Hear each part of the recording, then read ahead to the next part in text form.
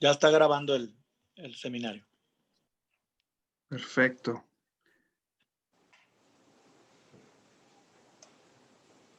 Bueno, bienvenidos todos a esta sesión académica de la Sociedad Mexicana de Cirujanos de Colon Recto Llano. El día de hoy vamos a tener una participación yo creo que latinoamericana, nutrida, con una gran experiencia en cáncer de recto. Y bueno, sin ningún otro preámbulo, dejo al doctor Abel Jalife, que va a ser el coordinador del día de hoy en esta actividad. Adelante, doctor. Muy buenas tardes a todos, tardes, noches, allá en Brasil. Gracias por estar aquí. Voy a compartir pantalla y quiero pues presentar a nuestros panelistas. No sé si ya puedan ver mi pantalla. Sí, sí se ve bien. Perfecto. Este es el webinar. ¿Qué ha cambiado? ¿Qué está cambiando? ¿De dónde venimos? ¿A dónde vamos?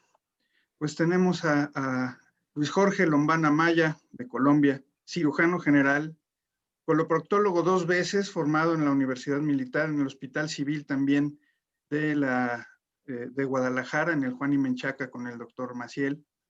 Tenemos a Alfonso Enrique da Silva y Sousa, cirujano general y coloproctólogo en el Hospital de las Clínicas de Sao Paulo, y ha sido cirujano visitante nada más en San Marcos, en la Clínica Mayo, en Kurume, en el Hospital Regional en Kurume, en Japón, y en Charleroi, en Bélgica.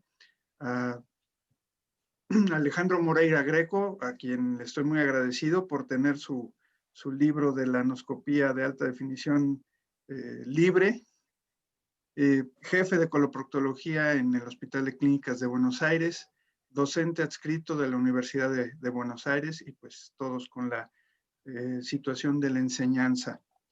Y finalmente, Billy Jiménez Bobadilla, de México, jefe de servicio de coloproctología en el Hospital General de México, profesor titular del curso y además profesor titular del curso de fisiología anorrectal, y que ha establecido el tratamiento laparoscópico en el hospital. Nadie opera más laparoscopía para cáncer de recto que el doctor Jiménez en el Hospital General de México.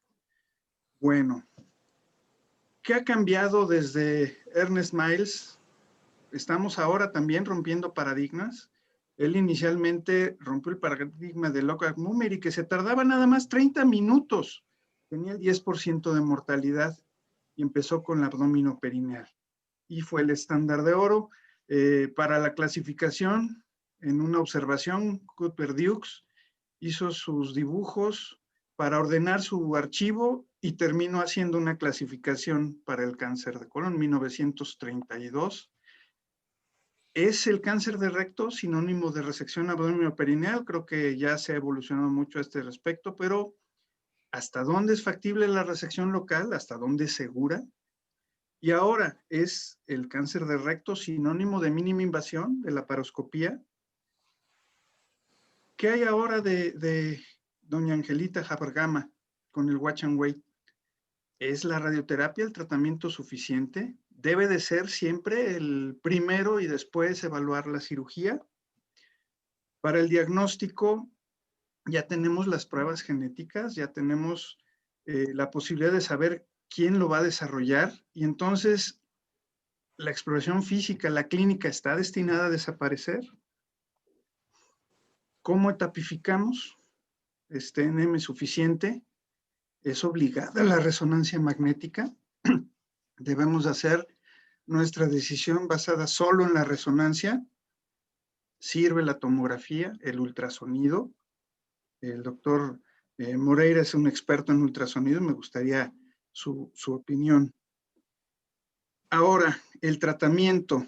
El paciente ya consulta al doctor Google, busca a cada quien saber si es experto o no, y busca tratamientos y exige incluso, quiero saber también su experiencia al respecto, y si están de acuerdo con este algoritmo terapéutico. Es una publicación que amablemente el doctor Valenzuela compartió con las circunstancias actuales de la mayoría de las guías de práctica clínica, de hasta dónde llegar con la cirugía, hasta dónde la terapia neoadyuvante. Y en etapa 4, ya tener el diagnóstico en etapa 4 es sinónimo de paliación. ¿Hay algo que hacer? Y de todos estos tratamientos, ¿hay algo más? ¿Qué falta? ¿Cuáles están utilizando ustedes? Y por último, la pregunta del millón. Si cada uno de nosotros tuviéramos el diagnóstico, ¿qué harías? Jorge, ¿quieres empezar? Voy a compartir pantalla, me dicen. Dejo ya de compartir. Excelente.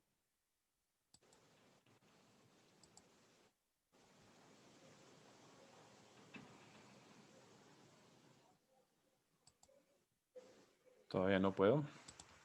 Déjame ver, ¿por qué no puedo yo?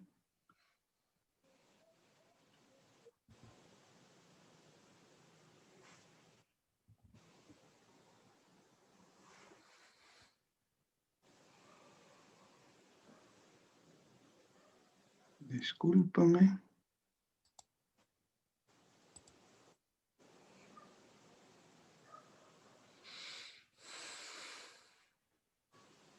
Ahora ya no sé qué pasó.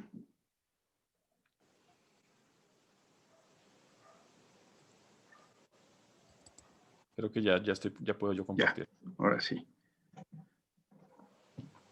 Me dicen si ustedes están viendo mi pantalla completa o todavía no. ¿Me están viendo? Todavía no. Sí, se ve bien. Sí, se ve muy bien. ¿Completa la pantalla? ¿Y está bajando? Sí.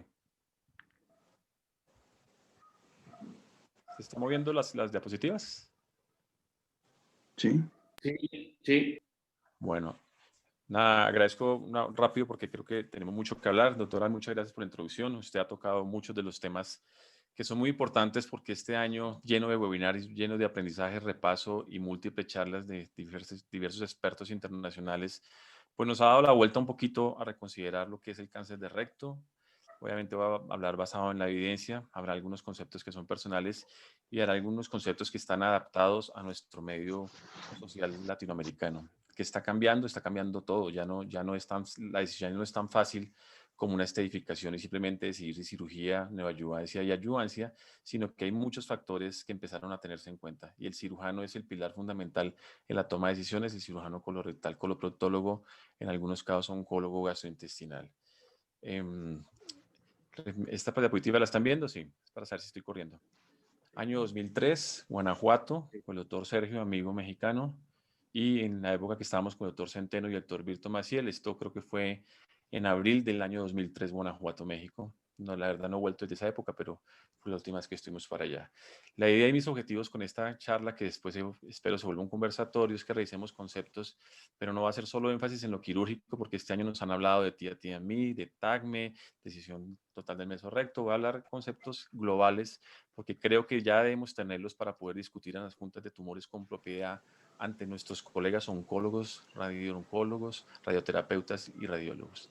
Quiero revisar con ustedes conceptos de radiología, conceptos de oncología, conceptos de radioterapia, qué está cambiando, lo que aprendimos y cuál es el fundamento para este cambio.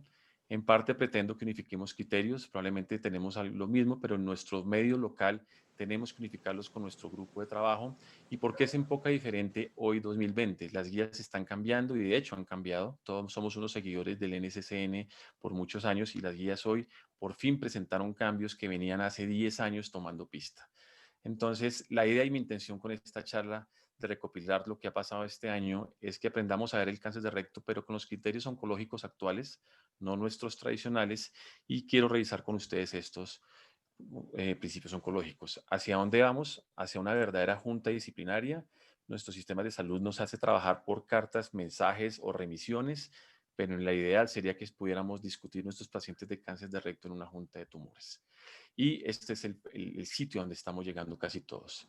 Voy a mostrarles algunas cosas que me parecieron interesantes para contextualizar el tema. Esto es el contenido de lo que haremos. Hablaremos de estadiaje, de principios quirúrgicos, de estadificación basada en el margen radial circunferencial, que es lo más importante en bifasia mesorrectal. Para nosotros términos muy comunes, pero curiosamente para nuestros pares oncólogos y no son tan comunes como uno quisiera, y eso es parte de lo que les quiero mostrar. Quiero hacer énfasis en algo que nadie nos habla, y es que no es solo pedir resonancia, hay que hablar de técnica de resonancia y hay que enseñarle al radiólogo y al técnico resonador con el que trabajo cuáles son los beneficios de las técnicas y cómo hacer una buena resonancia magnética nuclear. A solicitud del doctor Cardoso voy a hablar algo de cómo reconstruimos nosotros, muy parecido a las técnicas de Brasil, que de hecho vienen de allá, primero vena que arteria. Ya no hablamos de medial o lateral, sino vena arteria o arteria vena, y obviamente que revisemos algo y algo de patología. Entonces, ¿por qué el coloproctólogo tiene que saber ya todos los temas oncológicos? ¿Porque nuestros escenarios son todos? ¿O porque hago la consulta en la ruta del cáncer? ¿O porque soy quien hago la colonoscopia para un diagnóstico? ¿O porque definitivamente soy el primero en solicitar estudios de extensión completos, estadiaje por imágenes? Obviamente estamos cargados a la resonancia magnética nuclear, pero en últimas, antes de una junta de tumores, uno está decidiendo en una consulta si el paciente se opera, es candidato a llevar la neoadyuvancia y adyuvancia, y usualmente veníamos con una historia basada en el T y en el N. Nosotros decían T3N1 era igual neoadyuvancia y ese era un raciocinio fácil de hacer. Pero también participamos en la reevaluación. Tenemos que aprender a reevaluar pacientes con el tiempo determinado por imágenes, y el concepto del wash and wait, que muchos de nuestros países dijimos, no adoptamos este protocolo porque es un protocolo de difícil adherencia, los pacientes no lo pueden seguir. Esto ya es una realidad. ¿Y qué es una realidad? Que los nuevos esquemas de radioterapia, los nuevos esquemas de quimioterapia, de inducción, consolidación, están generando respuestas clínicas completas. Y como hoy existe Internet, ya el paciente viene diciendo, yo tuve respuesta clínica completa, ¿qué va a hacer usted conmigo? Entonces el wash and wait se nos metió en el camino. Y definitivamente de las técnicas que vamos a hablar, la decisión total del mesorrecto parcial y las técnicas locales con algunas plataformas como el TAMIS, el TEO. En general, cuando yo pongo un caso clínico de un tumor a 7, 8 centímetros, que antiguamente lo llamaríamos tercio medio, típico cáncer de colon, les vamos a mostrar unas encuestas con colegas, pares, no necesariamente cirujanos colorectales, sobre el tipo de estadiaje que hacen. Y cuando uno empieza a investigar, hay gente que todavía pide placatoras, por ejemplo, en vez de hacer un TAC tóraco-abdominopélvico contraste. Y cuando les pregunto sobre la resonancia magnética nuclear, y este es un pequeño grupo de oncólogos, me llamó la atención fuertemente, de gastroenterólogos, que obviamente está marcado como punto de estadiaje en la ultrasonografía de recto. Y eso fue cierto probablemente hasta el 2013-2014, menos cierto hasta el 2017, y hoy en día es para casos muy seleccionados que uno tenga un punto especial por definir, porque estamos basados más en resonancia magnética nuclear. El PET scan lo hablaremos su contexto real en nuestro momento. Cuando les pregunté algo tan sencillo que cómo piden la resonancia magnética, simple o contrastada, la mayoría de gente ni siquiera está seguro de cómo hacerlo. Tenemos la memoria de pedir TAC de abdomen y pelvis con contraste, y pues suena que la resonancia magnética pues es con contraste. O como me dijo algún colega, ¿por qué no le pide más bien una resonancia de abdomen y pelvis con contraste y nos evitamos el TAC de abdomen? Más adelante le diré por qué no hacemos eso. Y cuando le empiezo a preguntar sobre las cosas que el doctor Jalife ya mencionó, que si ustedes miran en estabilidad microsatelital, el CARRAS nativo, y les pregunto por el concepto de biopsia líquida, que nadie contesta, pues biopsia líquida es la medición de mutaciones en sangre, no sobre pieza tumoral. Entonces, esto es un grupo de oncólogos cirujanos. Es decir, el cirujano tiene que empezar a dominar los conceptos de oncología. Y cuando le hablamos de TAC, y todos me miran lo que siempre miramos en el TAC, TNM y peritoneo, y esto incluye reflexión peritoneal, cuando lo pongo en resonancia magnética nuclear, la gente debería hablar al 100% de hablar de fascia mesorrectal y margen radial circunferencial, y esto no es cierto. Obviamente le estoy mostrando mi medio local, pero estoy seguro que esto se repite en muchos sitios. Por decir que la invasión venosa extramural o ENVI como factor de toma de decisiones es muy importante hoy y la gente no lo toma en cuenta. Por tanto, pasó la receta clásica de neoadyuvancia, cirugía, adyuvancia a muchos conceptos. Por ejemplo, hablar de radioterapia de ciclo corto. La gente tiene la tendencia a la radioterapia de ciclo corto de los estudios de hace 15, 20 años holandeses donde se paró, y hoy en día se está volviendo parte de lo que se está haciendo con fuerza. Entonces, esto nos cambió los tiempos a todos. Y así hablamos de qué es un wash and wait, qué es exactamente una estrategia de preservación de órgano. Entonces, hay que socializar que la estrategia de preservación de órganos para nosotros va a incluir el wash and wait, pero va a incluir más cosas. Con este contexto, me voy a esta parte. Cuando usted mira la patología, El informe de patología es la toma de decisiones y la patología siempre ha sido el verdadero auditor del trabajo del radiólogo, radioterapeuta, oncólogo y cirujano. Pero si en la patología no se reportan las características actuales, que son, las vamos a revisar, la calidad del mesorrecto, no solo los ganglios, sino sobre todo el compromiso del CRM, pues los pacientes no van a quedar bien estratificados. El patólogo es tremendamente importante en esto. Y cuando revisamos que a quién sigue usted, la mayoría de mi grupo sigue NSCN, muy pocos seguimos ESMO, y ESMO es bien diferente. Probablemente empezó a cambiar en NSCN este año, porque en el mayo del 2020 lo modifican, pero los que seguimos ESMO hace años, pues obviamente hablamos de T3A, B, C, D, pero en NSCN nunca se ha hablado. Y si yo hago una encuesta en mi grupo de oncología, ellos son fieles seguidores de los oncólogos clínicos del NSCN. Por eso la mayoría de toma de decisiones han sido basados en la T y en la N.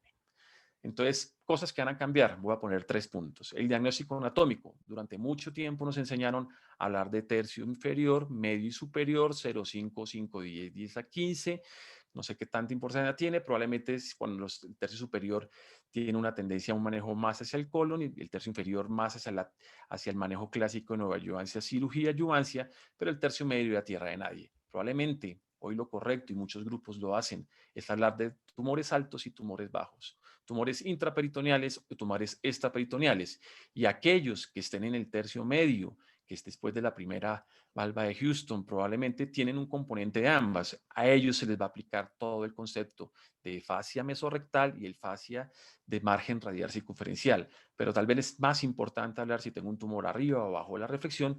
Y los que tienen ambos componentes, saber que en radiología y en patología hay que saber buscar los parámetros de margen radial, que si el tumor está intraperitoneal en su porción, se va a llamar la fascia mesorrectal en su parte posterior, y si es completamente extraperitoneal, pues es el verdadero margen radial. Entonces, esto hay que enseñárselo a nuestros patólogos y oncólogos y radiólogos, que son los que nos van a ayudar a hacer el estadiaje. Y obviamente, cosas clásicas, si el tumor está fijo o no. Segundo, estadificación preoperatoria. Ya la lista de chequeo está muy clara. La colonoscopia es total, hay TAC de abdomen y pelvis con contraste, hay un antígeno como marcador y definitivamente la forma de pedir es resonancia magnética de recto simple, a cual le gastaré un tiempo después. Y la endoscopia la dejo en gris porque su área está gris. Probablemente para lesiones tempranas tenga su beneficio. Y si uno mira el contexto de las guías de este año, el PET tiene un contexto no como estadiaje preoperatorio, sino simplemente en el contexto de una enfermedad metastásica que tiene su beneficio. Entonces no entra dentro de la parte del lista de chequeo.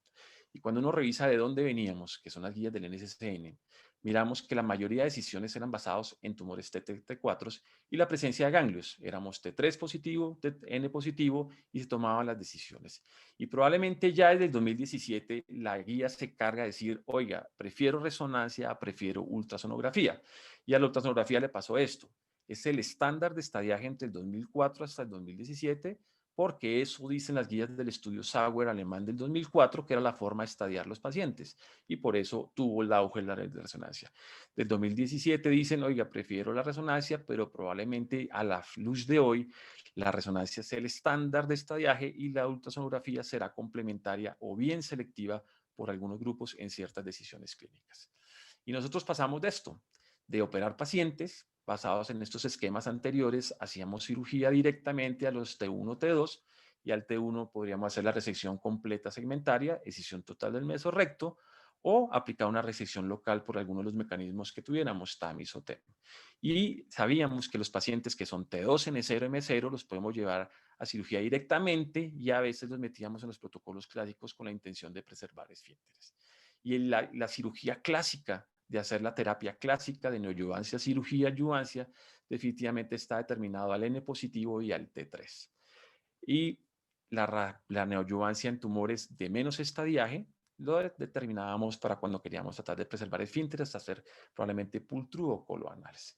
Y estábamos acostumbrados a manejar los términos de la cirugía en resección abdominoperineal, anterior baja, anterior alta, ultra baja, nos hemos inventado hasta nombres, una resección anterior ultra baja. Coloanal, o por definición la coloanal es anastomosis hecha desde el perine, pero probablemente paremos. La cirugía se debe llamar como se debe llamar. Escisión total del mesorrecto o escisión parcial del mesorrecto dependiendo de su altura, y ya habrán varias técnicas para decidir cómo lo hago. Pero esto es probablemente lo más importante para mí. El colorectal guía el curso y guía la junta y establece los parámetros y le enseña a su radiólogo, a su oncólogo y al radioterapeuta estos conceptos actuales que no necesariamente ellos los van a tener. Y obviamente nos planteamos unos objetivos. Una cosa es hacer cirugía paliativa y otra cosa es hacer cirugía curativa. ¿Por qué les resalto en qué momento hacerla? Porque los nuevos protocolos de neoadyuvancia nos cambiaron los tiempos clásicos a todos. Y todo lo que hagamos tiene que estar pensado en desenlaces oncológicos. Lo que yo hago, cuál es mi sobrevida, cuál es mi recurrencia, cuál es la sobrevida libre de enfermedad o la sobrevida libre de progresión. Y obviamente estamos entre cirujanos expertos aquí. La decisión total mesorrecto es completa. Veníamos de este concepto que sigue siendo actual para los oncólogos clínicos. Si usted tira una pieza y no tiene 12 ganglios, está mal operada. Pero si la pieza tiene 12, 15, 20, 25 problemas, ellos es el factor de calidad para el oncólogo clínico para decir que está bien operada. Y si a usted le salen 8 o 10, que a veces pasa cuando tenemos pacientes, para ellos es un subestallaje clínico. Estos son los principios oncológicos de toda la vida. Estos no son los de ahorita. Y esta foto la pongo para mi grupo de cirujanos en entrenamiento como la mano no va, porque la decisión toma del mesorrecto, que es nuestra técnica estándar para todo el mundo, del doctor Hill, el famoso plano sagrado. Tuvimos la oportunidad de tenerlo y conocerlo y ver sus espectaculares videos de hace 30 años como si fueran de hoy en día. Pero básicamente las cirugías son dos, y la cirugía es decisión total del mesorrecto o decisión parcial del mesorrecto. Y en nuestro medio académico a veces genera ciertas confusiones con los márgenes de sección que porque pueden ser 2 centímetros, 1 centímetro. Eso es un concepto para borde de sección distal, pero el mesorrecto es completo en los tumores de recto inferior, es completo en los tumores que tienen componente extraperitoneal y solo va a ser parcial en los tumores que están intra y algo del componente extraperitoneal. Y la cosa se volvió más fácil, de un margen de sección de 5 centímetros y la decisión y la cirugía va a ser oncológica. Ya sabemos todos cómo es el patrón de diseminación en la parte ganglionar. Pongo acá las mediciones de cómo hacerlo. No lo voy a tocar tanto este tema. Yo sé que acá hay expertos en robótica, somos expertos en laparoscópica todos acá. Usted tiene que hacer lo que haga, lo tiene que hacer bien. Y la cirugía abierta, robótica, laparoscópica, total mesorrectal excision por abdomen, trasanal, transabdominal, TATA, o total mesorrectal excision trasanal, el TAGME, más la cirugía abdominal, lo que sea, pero el mesorrecto debe salir completo. Y es el mensaje de la cirugía. Y mire con lo que pasan con las guías. Las guías dijeron que usemos más resonancia, pero mire lo que empieza a pasar. La resonancia es el estándar. Y les subrayo en rojo cómo desde este año, por primera vez en mucho tiempo, empiezan las guías del NCCN a hablar del margen radial circunferencial. Eso no lo había hecho hasta este año en mayo, cosa que ya veremos que otra gente lo había hecho. Y no solo eso, el algoritmo de decisiones cambió tanto que ya no es solo estadificación basada en TNM, sino es lo que nosotros hablamos hoy en día, debería ser estadificación basada en TNM, margen radial circunferencial. Y los nuevos esquemas de inducción o de consolidación de quimioterapia larga, que son el origen de lo que después hablaremos como TNT, ya están en estas guías. Entonces ya vemos cómo existe curso largo de radioterapia, curso corto de radioterapia, quimioterapia convencional, CRT, o quimioterapia esquema largo, que es probablemente la terapia de consolidación, y por no mencionar las variables de los estudios o pre-estudio de que hablamos que puede hacer inducción versus consolidación, todas las cosas que están saliendo hoy en día. Y miren lo interesante, el margen radial se volvió especial en NCCN para la toma de decisiones. Pero si yo me voy a las guías de ESMO, que existen hace muchos años, que obviamente están basados en la literatura europea, ellos hace rato tienen muchas cosas que nosotros no pensábamos. El wash and wait está en esa guía. Y está hace mucho tiempo, no es una cosa exactamente tan nueva, es decir, es parte de consideración. Y ellos hace rato tienen de subdividido el T3 en T3A, B, C, D. Nosotros todos los cirujanos ya lo dominamos. Pregunta, ¿nuestros radiólogos lo dominan? ¿La gente que nos lee la resonancia lo dominan? Otra pregunta, ¿el patólogo que procesa la pieza les procesa la pieza en términos de T3A, B, C, D? Yo creo que no. Y hay que revisarlo. Y cuando uno mira, de aquí salimos los conceptos de por qué cambia la nomenclatura del diagnóstico del recto. Si ustedes ven en ESMO tener un T3A, T3B y el tumor alto es operable perfectamente. ¿Cuándo lo mandaríamos a patrones de neoadyuvancia? Pues cuando hay riesgo del margen radial circunferencial.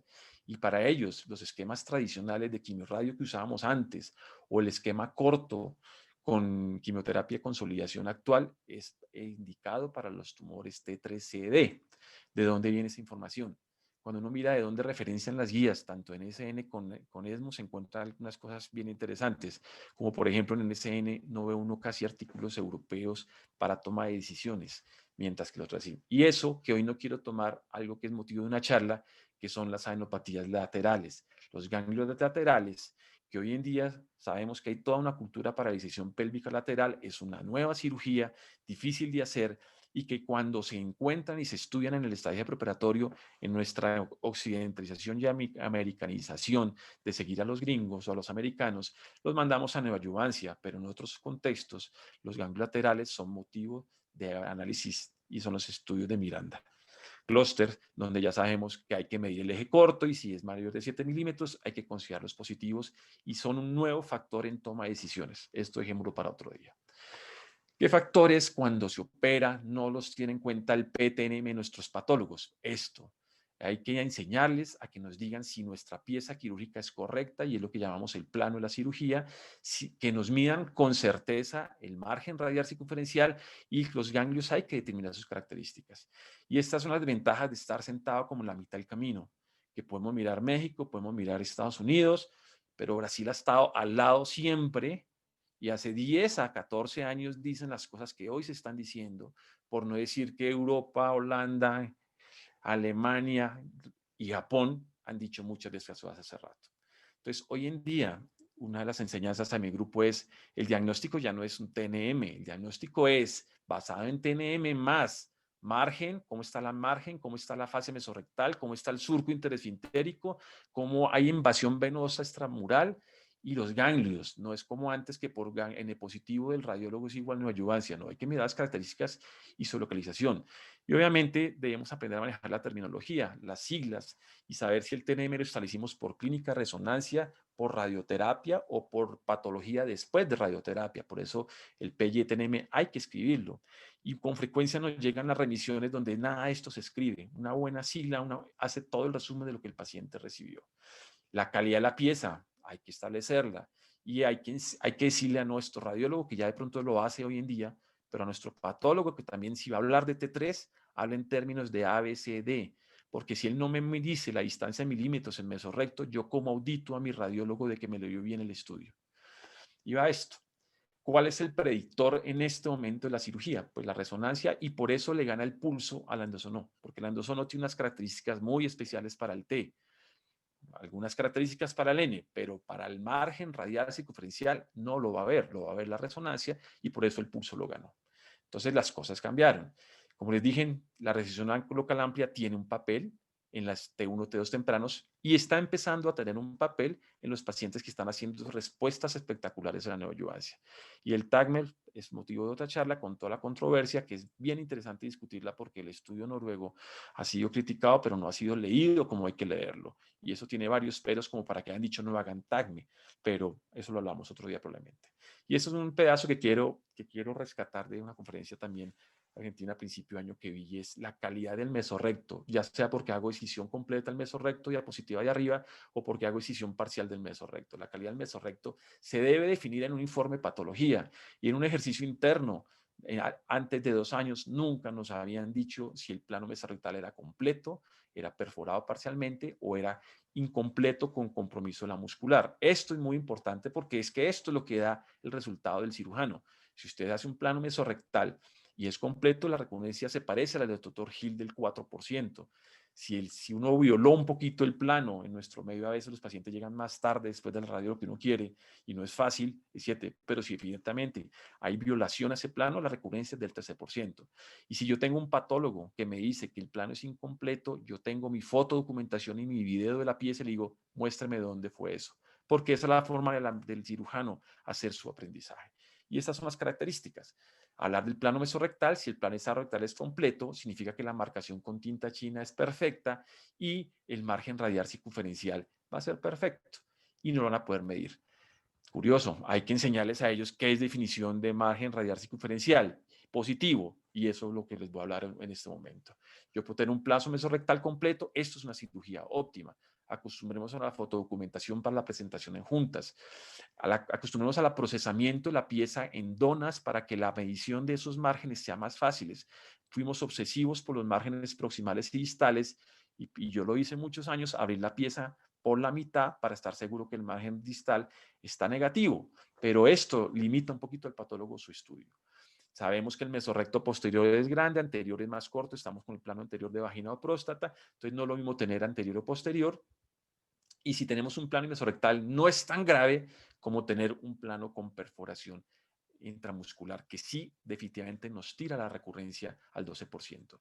Y si yo tengo esto, pues esto tiene que quedar auditado y hay que ver cuál fue la razón en cirugía para que me haya pasado esto. Y saber explicar a los patólogos que esto no es una pieza con mal mesorrecto, esto es simplemente una coloanal donde el mesorrecto se acaba y cuando se acaba es la porción que hice interesfintérica con una técnica de pultro.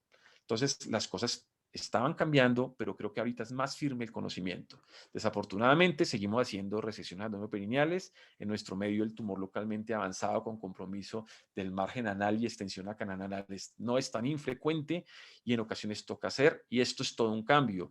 Para evitar un poquito los famosos reloj de arena, está empezando a tomar auge la recesión extraelevadora un poquito más que lo que antes era, y eso implica invitar a este grupo a un cirujano plástico para las reconstrucciones.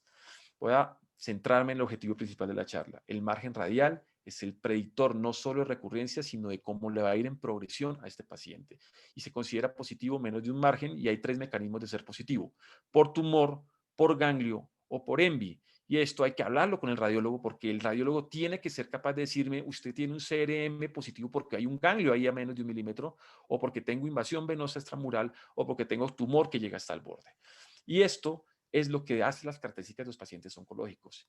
¿Quiénes van a tener riesgo de tener un CRM positivo cuando los operemos? Obviamente los T3-CD, obviamente los T4, y son los que van directo a un programa de radioterapia. Y si aún así tienen borde positivo, son los de peor pronóstico. Pero efectivamente tiene que ver mucho la técnica quirúrgica en su plano mesorrectal y en detectar bien y ser conscientes de la anatomía mesorrectal. Uno empieza a entender por qué esta gente cambió, pero busquemos las bases de por qué cambió. Cambiaron los términos. Ahorita hablamos de quimioterapia, sensibilización, de inducción, de consolidación, adyuvante. Y la neoadyuvancia ahora se llama terapia neoadyuvante total, basados en los estudios que veremos a continuación. Y la radioterapia retomó papel y fuertemente, basado en los estudios del Polish 3, por decir alguno, la radioterapia de curso corto con quimioterapia de consolidación como un factor fuerte en mejora en la sobrevida global. Entonces hay que ver por qué venimos de dónde venimos. Venimos del estudio Sauer, es el estudio Sauer clásico alemán, que todos los hablamos, donde se vio que irradiar a los pacientes antes o después no tenía impacto en sobrevida, solo tenía impacto en recurrencia local, y por eso nuestra receta fue la neoadyuvancia, todo el tiempo ha sido esta. Pero el de guía ESMO, ¿de dónde saca esa nueva información? De algo que existe del 2006, que es el famoso estudio Mercury, estudio colaborativo de la doctora Gina Brown, ahí ven al doctor Hill también muy joven, y donde básicamente ellos estudian todos los pacientes, estudian las características de una resonancia hecha de calidad. Para resumirlos, sacaron estos cuadros. Y aquí es que sale el famoso T3ABCD, de medir en milímetros menos de 1 milímetro, TV de entre 1 y 5, mayor de 5, mayor de 15, y esta simplificación, seguida en 2 o 3 o 4 publicaciones que ustedes conocen y tal vez se las mande la bibliografía, es de donde salen que el factor pronóstico de recurrencia y progresión en un paciente definitivamente es cuando el tumor es mayor a 5 milímetros. Eso es el T3CD. Y por eso ese paciente es el que en la gente en Europa es la que definitivamente llevan a patrones de neoadyuvancia, pero porque tienen un agente que lee resonancia de altísima calidad. Ese es un pedazo que nosotros tenemos que mejorar. Y cuando uno mira de dónde salen estos estudios y empiezan a aparecer las nuevas fases del Mercury, se dan cuenta que el estadiaje preoperatorio medido en impacto de sobrevida global y recurrencia local está impactado no por la N, no por tener ganglios en mesorrecto, sino por el estatus del CRM y el estatus de la invasión venosa intravascular. Y esto, miren que esto es viejo, esto tiene 9 años diciéndonos esto es lo que tenemos que mirar. Y cuando uno mira, bueno, ¿de dónde sacamos que 1 milímetro es positivo? Este es el estudio clásico de Taylor, que tiene más de 9 años, que le muestra a uno cómo la sobrevida global, la sobrevida libre de recurrencia y la recurrencia local varía con esta pequeña medición. 1 milímetro suena a nada. 1 milímetro es lo mismo que Kikuchi tiene en sus estudios de los pólipos. 1 milímetro es la diferencia y es lo que cae en las curvas de sobrevida de estos pacientes. Y cuando uno mide los ganglios Ya les había mostrado que tener CRM positivo por ganglio sospechoso no necesariamente es una indicación de neoadyuvancia y finalmente no es tan grave en términos de sobrevida global. Es el estudio clásico de Patel, que es de hace un año reportado, donde le muestran que el margen radial circunferencial se comporta diferente si es por ganglio si es por T. Definitivamente, el factor pronóstico lo da cuando el tumor se vuelve un tumor que penetra por T al margen radial circunferencial. Obviamente, a la luz de hoy, yo ya lo he detectado por imágenes y lo he mandado a terapia neoadyuvante. Y los ganglios laterales, los estudios famosos que son japoneses, que son alemanes, la doctora Miranda Closes también los tienen, donde obviamente tienen un impacto fuerte en la recurrencia local. Los ganglios laterales en tercio inferior son considerados enfermedad locorregional. Deben ser buscados. Y sobre todo, ya que estamos hablando de disecciones pélvicas laterales como nuevas cirugías que estamos adicionando al Total Mesorectal Excision, al TME, pues hay que enseñar a buscárselos a nuestro grupo, porque quiero que hagan un poquito de conciencia cuántas veces nos han reportado los gangliopatías laterales, no son tantos. En general, la conclusión de todo el Mercury es que si yo tengo la sobrevida global, cambia por un CRM positivo y la recurrencia local. Y por eso se volvió tan importante. Pero cuando nosotros miramos, no hemos querido mirar a donde hay que mirar. Miremos a Europa. El tercio inferior tiene su propia clasificación de Roulier, con la cual establecemos las características de un tumor rectal bajo. Desde el momento 1, ya con esta clasificación, sabemos lo que va a pasar con este paciente, independientemente si lo mandamos a neoadyuvancia o no. Y esta clasificación de Roulier es tremendamente importante cuando hacemos cirugía de salvamento de esfínteres, preservación de esfínteres colonales. Como vi algunos residentes aquí en nuestra charla, pues hay que dominarla porque ya el solo recto inferior tiene su propia subclasificación. Entonces, en general, el NCN cambió. Claro que tenía que cambiar. Y tenía que cambiar porque la información es muy europea. El CRM lo tienen en cuenta.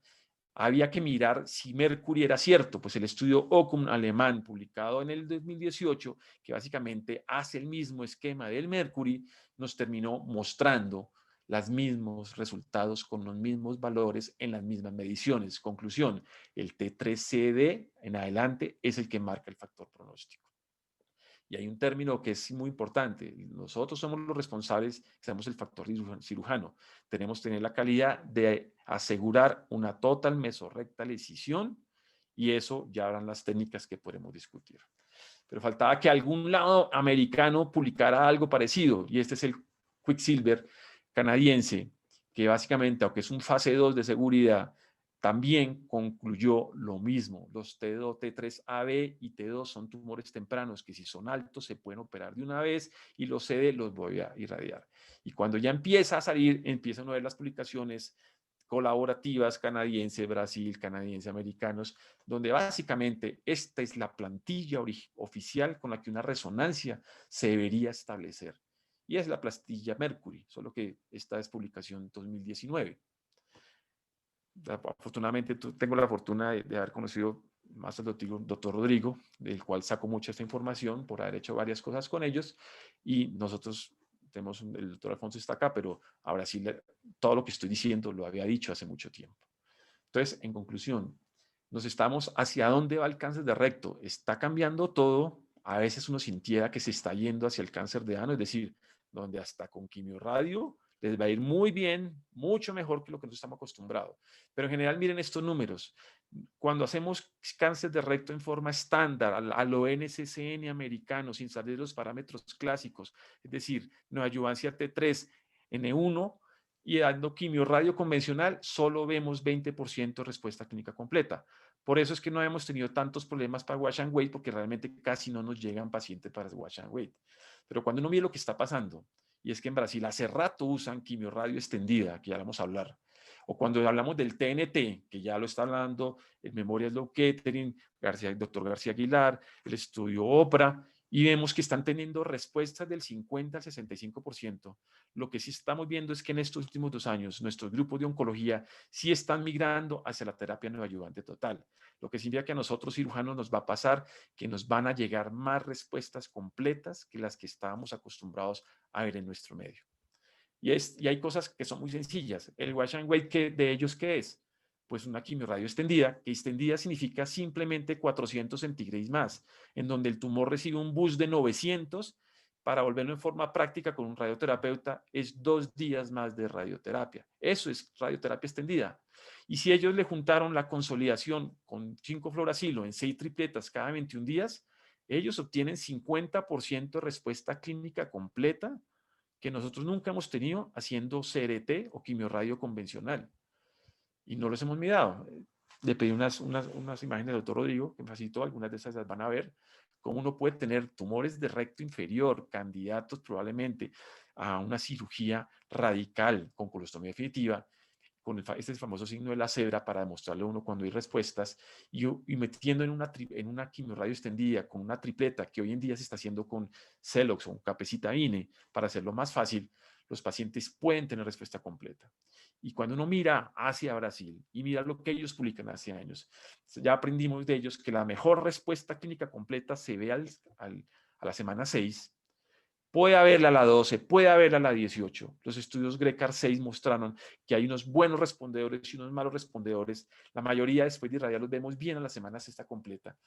Se trató de saber si el PET podía medio decir algo acá, no fue conclusivo, por eso no es estudio dentro de otro, pero los buenos respondedores usualmente nos muestran o respuestas completas o un nuevo término en los últimos años que es hablar de respuestas casi completas, que es una cosa muy interesante en cáncer de recto inferior. Y cuando uno mide a esos pacientes, selectivamente uno podría hacer mediciones cada 6 semanas esperando la mejor respuesta clínica completa. Pero usualmente un paciente que a la semana 6 después de irradiar yo lo evalúe y la respuesta sea mala, ese paciente no va a tener buena respuesta, así me espere 12 o 18 o 24. En cambio, si es una respuesta espectacular, casi completa, eventualmente podría demorarse uno más, y esos son los estudios que creo que se los mandé de la doctora Angelita Bravo. Entonces, esto había que mirar en otro lado. Vámonos para el estudio GRECAR. El grupo, la gente del estudio del doctor Ruliar, ellos estudian algo parecido. Pero si yo voy a hablar de respuesta clínica completa, semiológicamente tenemos que alinearnos, porque no todos hacemos colono. Yo hago colono obviamente por mi entrenamiento, pero no todo el mundo hace colono. Y entonces, hay un endoscopista que decirle, una respuesta clínica completa tiene 3 factores. Respuesta clínica endoscópica, nacarado, como esta publicación, telangiectasias, punto. No es úlcera, no es que se ve chiquitico, no, es mucosa lisa, plana, nacarada con telangiectasias. 2, al tacto es normal. 3, resonancia magnética nuclear normal. Si usted cumple esas 3 cosas, tiene respuesta patológica completa. Y eso es lo que uno ve. Un tumor de esa mujer de 36 años, a las 6 semanas no ve la lesión. Y había la preocupación, y a nosotros en nuestro grupo nos preocupaba porque decíamos, pero es que ellos son muy juiciosos, hacen resonancia cada 2 a 3 meses, nosotros no tanto. Hoy en día ya sabemos cosas, como por ejemplo, ese estudio preciso hay que hacer los primeros 2 años. Después de los 2 años, las cosas ya entran dentro de los límites normales. Entonces, el alto costo de la resonancia, porque alguna vez me lo dijo alguien, es en los primeros 2 años, pero un paciente que no se opera no pasa nada. Pero miremoslo desde el punto de vista oncológicos. Desde el punto de vista oncológico, si este paciente recurre, y es un término que yo lo llamaría nuevo, que es recrecimiento más que todo, tengo un recrecimiento de la lesión, el pronóstico sigue siendo mucho mejor que los pacientes clásicos de nosotros. Y estos son los estudios de cómo, si yo tengo un paciente T2 en el 0M0 que puede ser operado de una vez, pero tengo en mi objetivo preservar órgano y quisiera no hacerle una coloanal por su mala calidad de incontinencia, o un abdomen perineal, y lo pongo en un programa de quimioradio extendida con quimioterapia de consolidación con fluoracilo o capecitabine, yo obtengo respuesta clínica completa al 50%. ¿Por qué no ofrecer este beneficio hoy en día? Y eso es algo que vamos a tener que seguramente cambiar. Yo sé que las guías americanas dicen no, pero esto sí está cambiando. Y como les mostré, el ESMO sí lo tiene, y lo tiene puesto dentro de su algoritmo. Es decir, no estamos haciendo algo que no haga la gente. Si yo me pregunto hoy en día, ¿usted cómo ve el cáncer de recto? Pues nada, lo estadifico. Y la estadificación es esto. ¿A quiénes llevo directamente a cirugía? A los T altos, que tengan obviamente fascia mesorrectal negativa, que sean T3AB, que sean T1-2 y que efectivamente no tengan invasión venosa extravascular. Si yo tengo un T2 M0, puedo llevarlo a neoadyuvancia porque puedo tener una intención de preservación de órgano, que es parte del wash and wait. Definitivamente, ¿quiénes van a neoadyuvancia? Los T3CD, N2, T4, ENVI o CRM positivo. Y la neoadyuvancia, los grupos las vamos a cambiar. Vamos a pasar del CRT convencional a radioterapia extendida o a TNT, que es a lo que están migrando los grupos oncológicos. Pero el TNT implica oxaliplatino, Folfos, Capox, y eso es más toxicidad en quimio. Entonces el TNT realmente se está dando en nuestro medio en T3CD o T4, pero es una alternativa. ¿Y a quién, qué le voy a hacer a los pacientes? Una decisión total del mesorrecto. Yo en mi calidad de cirujano sé si la puedo hacer toda laparoscópica, puedo hacer un TATA o puedo hacer un TACME, o soy un cirujano abierto pero lo hago bien y me sale bien el mesorrecto, o ya soy un cirujano robótico y logro cumplir las características. Ya sabemos que la cirugía bien hecha por el que la haga es simplemente bien hecha. Y el concepto de preservación de órganos que nos está invadiendo en la literatura este año es para aquellos pacientes que definitivamente, ojalá haga una respuesta tan buena para evitar una revisión abdominoperineal o una colonal. Y si no es completa, que es el wash and wait, y es parcial y hay un downstage, una disminución del estadiaje, pues le puedo aplicar los conceptos de resección local amplia a este tipo de cirugías. Y eso está acá. Y esto se lo muestro simplemente para saber que si por alguna razón no es que yo tenga un protocolo de wash and wait, pero puedo tener un paciente con respuesta clínica completa que no se me dejó operar, pues lo voy a seguir, porque no se dejó operar. Y eso es lo que nos pasa en nuestro medio. La cuarta parte va a recaer, pero cuando uno mira las publicaciones, la sobrevida global es alta, inclusive más alta que el paciente convencional. Entonces, un wash and wait que haga recrecimiento o recaída no le va a ir mal. Y esta publicación que ya les voy a mostrar que está soportada en GRECAR 2, se les puede hacer de todas maneras un TME de salvamento. Entonces, la recesión local amplia, aunque no éramos muy afines en el downstage hace unos años, se nos viene. Y cuando se nos viene, están en todas las publicaciones. Y cuando tengo una respuesta casi completa, después de haber esperado la semana 6, decidí darle otras 6 semanas y definitivamente no, pues esto es recetamente con un TAMIS o un TEO, que es el dispositivo que usan más en Brasil, o un TEM, y yo puedo resecar. Y esto es lo que vamos a ver. Vamos a empezar a ver pacientes con respuestas clínicas completas que en el seguimiento a largo plazo tienen una pequeña recaída y sabemos que hay una fragmentación tumoral que explicaría eventualmente por qué algunos pacientes van a recaer de todas maneras o a recrecer. Y ese recrecimiento, ¿yo cómo lo identifico? Ahí entra un señor muy importante y se llama radiólogo midiéndome patrones de difusión, porque el recrecimiento se estadifica bien con la escala de regresión tumoral y los patrones de difusión de la resonancia magnética nuclear. Entonces, estamos cambiando las cosas así. Y cuando yo miro, cuando la gente dice, bueno, voy a hacer revisión local amplia después de un downstage, pero a mí me da T3 o T2, pues le hago un TM, es difícil, va uno a tener plano mesorrectal obviamente perforado a ese nivel, porque lo va a tener, pero eventualmente es rescatable el paciente. Pero cuando usted mira el estudio de la ASCOP, en donde ellos siguieron los T3 después de ser resecado localmente, los números de ellos son de recurrencias más o menos buenas. Los números europeos, la recurrencia local siempre es 4 a 5 a 6. La nuestra probablemente son números más altos, pero generalmente es menos del 10%. En este estudio del grupo T3, que se observa es una recurrencia del 13%, probablemente muy parecida a nuestras cosas. Y esto lo pongo acá. Nadie habló de wash and wait, no se podía hablar de wash and wait. Y este es el estudio donde está el doctor Julio García Aguilar, ya publicado por ellos, donde está en cuenta esto como una de las partes de lo que hoy en día vamos a llamar estrategia de preservación de órganos. Y la estrategia de preservación de órganos son dos cosas, o que me hacen respuesta completa o que me permite hacer una respuesta local. Y está soportado. Entonces, aquí voy al final de donde voy llegando. Nos estamos acercando un poquito porque en vez de hacer pacientes, quedábamos neoadyuvancia, esperábamos las 8 semanas, máximo 12, los operábamos. Ahora estamos haciendo esquemas variables de quimioradio sensibilizadora, consolidación de 16 semanas, a veces con ultracorto, a veces con curso largo de radioterapia. Y esto está haciendo que vamos a terminar operando a los pacientes entre 4 y 6 meses en una cosa que nadie lo ha dicho, pero tiene impacto. La mayoría de pacientes localmente avanzados van a recibir quimio, cirugía, radioquimio, cirugía, quimio. El TNT no es más que meterle la quimio antes de operarlos, con el beneficio de una respuesta clínica completa más alta que lo que estamos acostumbrados a ver. Y con un beneficio que no se ha dicho, pero hay que decirlo. Usted después de operar a ese paciente que lo va a proteger con su ostomía, lo va a poder cerrar rápido, porque el paciente ya recibió la quimio antes. Entonces vienen cosas. Ahora, si uno está dispuesto a hacer salvamento de órgano y hacer TEM o TEO o TAMIS para una úlcera residual, una respuesta casi completa, tiene que estar dispuesto a esto. El 50% se abre. Y se abre porque los pacientes son irradiados y el dolor es una proctalgia severa que, como nos enseñaron los amigos de Brasil, dura 60 días y que al día 61 se les quita el dolor. Y al final terminan cicatrizando, pero al final es una técnica de salvamento de órgano.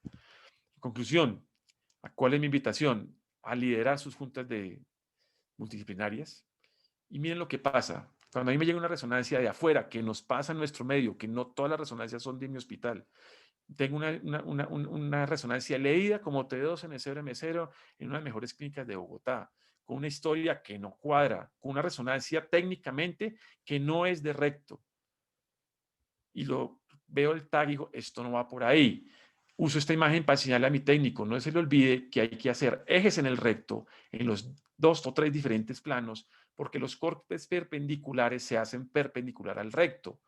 Y hacemos una nueva resonancia y me cambia el estadiaje de un T2N0 M0 a un T3D CNM positivo en B negativo. El mismo paciente con 15 días. Obviamente son fallas técnicas, técnica de resonancia. Eso me hizo mirar cómo estaremos haciendo nuestras resonancias en nuestro medio. Entonces, el plan original, que era el quimiorradiocirugía adyuvancia de toda la vida, se convirtió en un TNT. Y este paciente es personal, está en TNT. Y a esto voy, les voy a mostrar imágenes de mi hospital, muchas, de algunas de estos eventos que me tomé. Cuando uno baja un programa tipo DICON a ver las resonancias, uno se da cuenta cómo su técnico cortó el corte coronal, sagital y axial. Y uno puede ver cosas como estas. Hay unos cortes hechos a una distancia y si ven esta resonancia, está hecho un corte un poquito inclinado. Un T3A, B, C, D se lee diferente si el técnico no cortó bien esto. Y el radiólogo experto no necesariamente se va a dar cuenta de esto. Aprendiendo resonancia aprendimos 2 cosas. Las resonancias hay que hacerlo en campo estrecho. La margen de la resonancia, si la abren mucho, cuando ellos hacen el zoom para mirar el T3, T4, la imagen pierde píxeles, como las fotografías. Por eso uno no puede hacer resonancia de abdomen y pélvico contraste, porque el campo queda extendidísimo y cuando ellos magnifican lo que hay que magnificar, se va a ver borroso.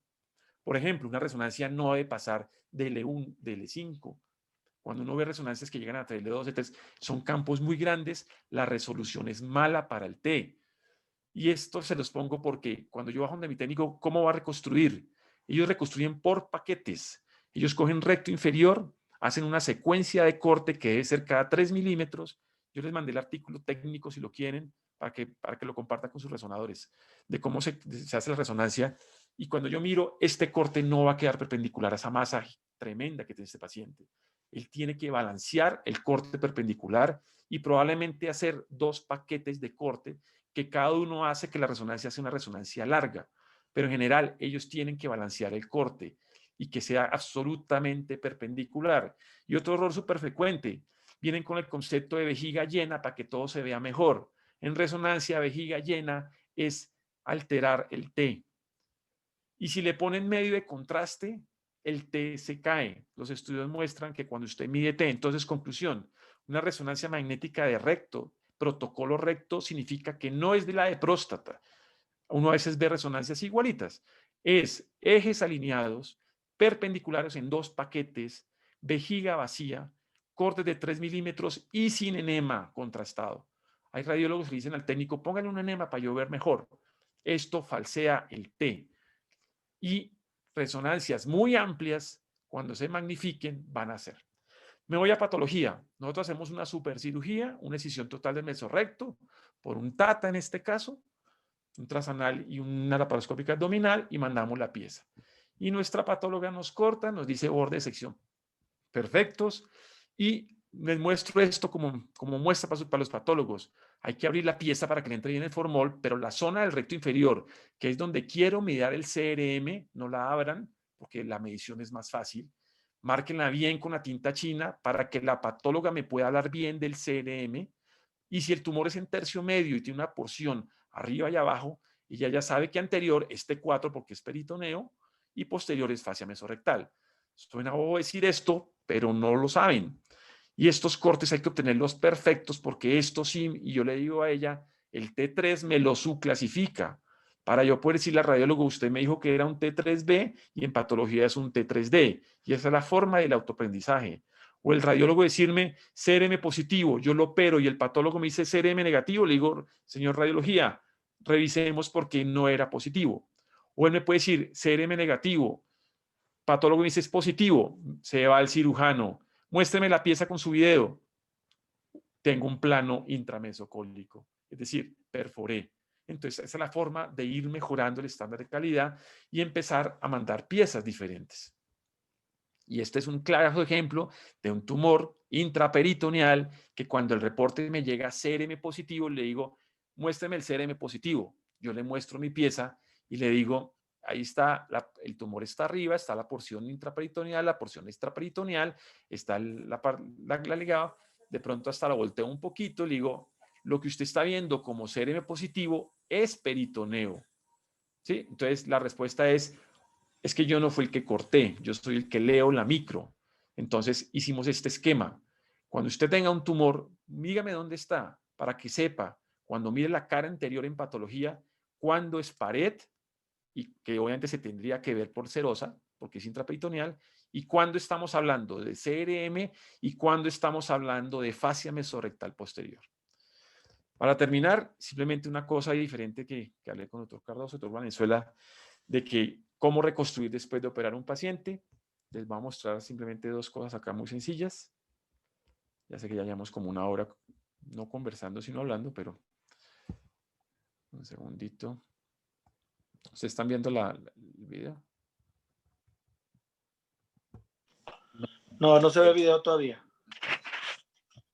Ahí está el video ya. Nosotros pasamos de esto, de hacer lo que hacíamos todos, que era la decisión arteria-vena, con la energía que ustedes quieran, el armónico el más bonito, el ligature el más duradero, el ensil el que dobla un poquito, finalmente el que podemos usar más veces y que no se nos dañe tan rápido. Hacíamos una técnica arteria-vena. Hoy en día, les voy a dejar 2 o 3 minutos de esto que obviamente es aprendido de Brasil, los que tuvimos la oportunidad de ir al IRCAR y después ir a Barretos y ver al doctor Melani, a enseñar lo que nosotros llamamos técnica vena-arteria. Como la mayoría de pacientes van a hacer una incisión total del mesorrecto, yo necesito que descienda muy bien hasta abajo y la mayoría de los pacientes obesos y chiquitos necesito ligar arteria y vena. Entonces, la verdad, la mayoría de pacientes entró por vena, inferior, ellos usan mucha gasa, aprendí a marcar dónde queda vena, dónde queda arteria, no por algo de vasculatura ni porque la energía no funcione, sino que me ayuda a saber después para el cierre del meso y después para evaluar la pieza cuando la extraigo dónde está arteria y vena. Me gusta hacer el ala delta, soltar primero la vena, solo no lo hago en un sigmoide muy redundante. Disección retroperitoneal y me encanta cuando se logra ver el vaso por debajo. Sacando las fases de fusión, el colon izquierdo y el recto es lo mismo que el derecho, incisión mesocólica completa, incisión total mesorrecto. Pongo esa gasa, hago tracción hacia caudal y la gasa es una excelente guía para encontrar la transcavidad. Entonces, tal vez de rutina estoy haciendo desprendimiento de ángulo esplénico del colon, técnica vena-arteria, y obviamente con el advenimiento de la cirugía robótica vemos que todo es monopolar. Yo personalmente sí me devolví un poquitico al monopolar para hacer mesorrecto. Es una herramienta extraordinaria. Expone mucho mejor que hacerlo con una sutura diferente. Y no soy tan enemigo de a veces hacer fan steel y en una total mesorrectal decisión cuando no tengo tagme, de pronto hacerme la maña y poner una sutura tipo contour para tener una sola línea de grapeo, que es lo que permite que los pacientes con una sola línea de grapeo tener unas tasas de fístulas bien bajas o por lo menos dentro de estándares internacionales. Y si uno logra utilizar el monopolar, que en robótica se usa ahora para todo, eventualmente el día que nos toque la robótica, en mi medio no sé cuál es, no, será muy familiar. Y algo que obliga cuando uno hace estas técnicas, si está en velocidad 4X, por eso se mueve así, es que cierro mesos. Entonces, como uno entra por vena y entra muy arriba, exponiendo el páncreas a la transcavidad para evitar las famosas hernias internas, cerro mesos, y ahí los hemolog vuelven y me sirven porque yo sé hasta dónde cierro el meso. Lo cierro hasta donde termina el famoso hemolog. Cuando ustedes ven las publicaciones del IRCA, del doctor Melani, ya en sus pasos de esta cirugía, él pone cierre del meso para evitar hernia interna, porque a todos nos ha pasado que tuvimos una obstrucción intestinal porque se nos metieron todas las asas. Cuando hacemos técnica vena arteria, esto pasa con mayor facilidad que cuando se hace técnica de arteria vena.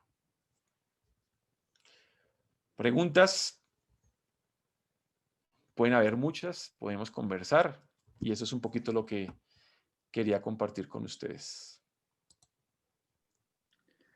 No sé si me ven ya. Muy bien. Doctor Alfonso, usted quería decir algo. ¿Ya me están viendo? Sí. ¿Ya dejo de compartir? Sí. Muchas cosas.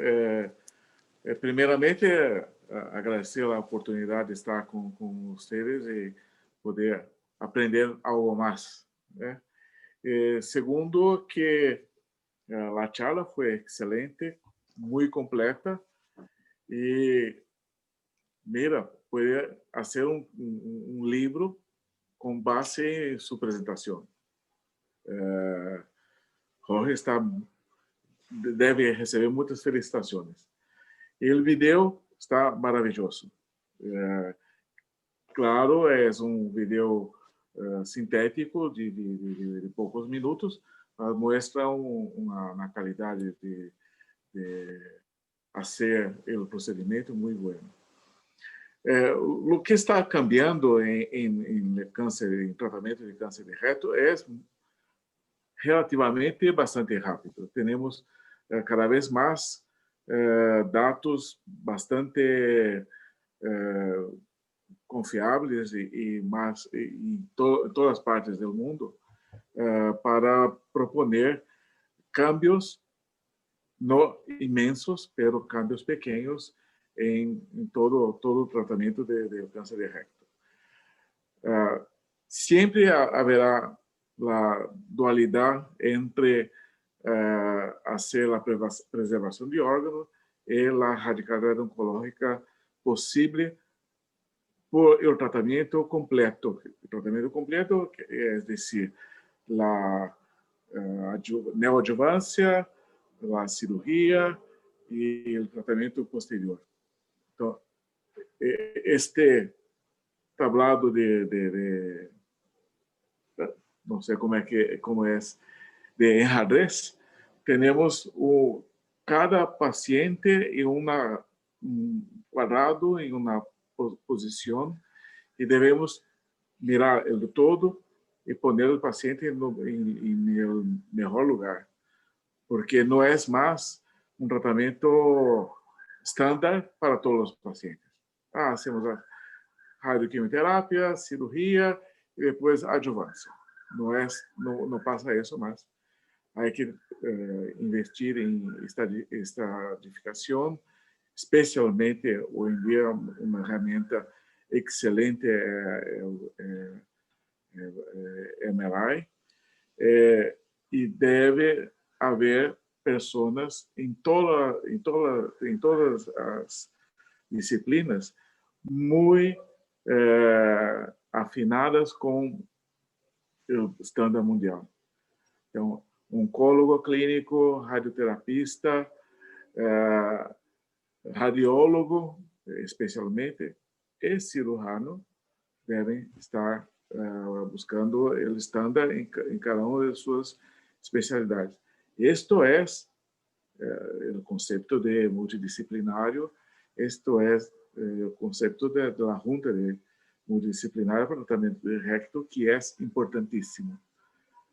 Se vamos chegar ao número excelente que temos em câncer de ano, não creio, porque os tumores de recto se desarrollam mais que aqueles de ano, porque em ano há muita dor, o paciente busca o serviço médico mais temprano que os pacientes de recto.